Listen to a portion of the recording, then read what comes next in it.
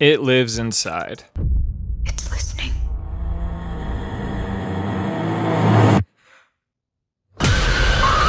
There haven't been many Indian horror movies that have made it out into the mainstream. The biggest one is probably Tumbad.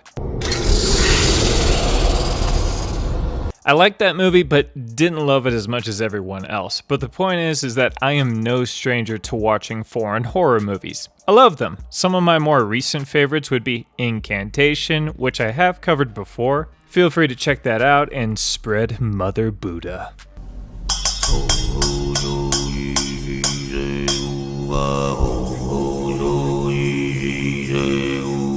There's also Gonjiam Haunted Asylum, The Wailing, and #Alive. Yeah, you might have noticed a pattern. Those were all East Asian horror movies, and there are plenty of great ones to go around. Almost like an uncontrollable virus.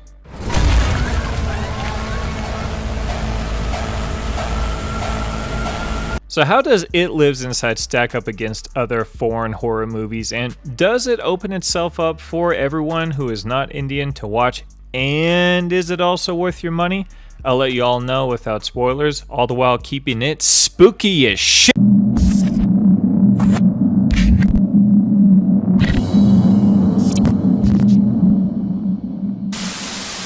It Lives Inside is about Samita, or Sam, who is an East Indian girl trying to fit in at her American school, trying to push away her heritage and culture to be more like everyone else so that she can more easily fit in and make more friends. However, her childhood friend Tamira seems to be deeply troubled by a dark entity that, like it or not, forces Sam to remember her roots to figure out what's going on, or die in ignorance.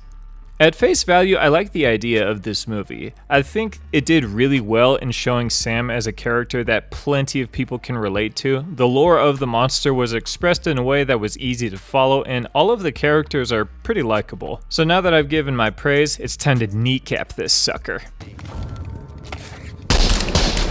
The problems in this movie are simple. The monster in this movie is not that original. I'm not insulting it because it's from Indian mythology, but the thing looks like a shittier version of the monster from The Relic mixed with Freddy from Dream Warriors. There was even a scene where we can see a black silhouette of the thing, and it looked horrible. Thank the Lord we get a better look at this thing, and it didn't look as bad, but it was still not great. Also, the monster is very choosy on how lethal it is. With some characters, this thing is a straight up, like Terminator, but with others, he'll just play around with them for a bit. Now, it's not as bad as movies like They/Them, where the only characters that die are the bad ones, so we never feel like any good characters are under any kind of threat. But it really undermines the threat level of the monster when some people just have plot armor. Oh, kind of like in Antlers.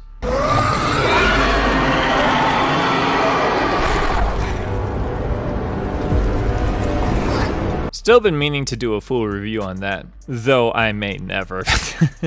One more gripe is that the monster's abilities and what it does and when it does it is not consistent. And another gripe, now that I think of it, is that we never get an inciting incident for Sam's friend Tamira. The whole movie focuses on this jar that she has. If you've seen the trailer, you'd know that this thing is the main ominous object of the whole story. But it's never explained how she got into possession of it. In this story, you'd think they would dive a little deeper into that because it's a pretty important part of the story. I can't say any more than that, but this movie is just kind of eh. Rotten Tomatoes critics have this at a 63 and audiences at a 42.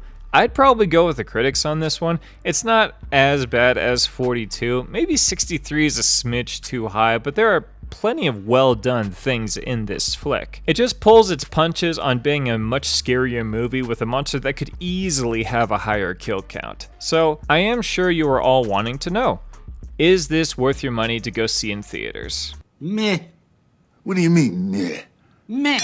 Yeah, this movie does not get a strong recommendation from me. I mean, feel free to watch it when it's streaming. It's not scary enough and not unique enough to shout out from the abyss that you must see it. I am sorry if you were excited to see it because of the trailer. It was a good trailer, but save your money. We got something coming up that'll be worth it, or more worth it than It Lives Inside. I still have a lot of work that needs to be done. Oh, and before I go, here is this year's Spooktober watch list. The first 7 days are going to be Night of the Creeps, Basket Case, The Boogeyman, The Birds, Malum, Totally Killer, and Bloody Hell. I will watch The Last Shift before Malum because I hear they're either the same movie or something along those lines, so just so you're all aware. I will try to do something different this year, and instead of dropping a vid with 6 to 8 reviews all in one, I'll drop one a day. Let's see how well they do, and of course, let me know what you think of all of these movies. Looking forward to it, my friends. Stay spooky.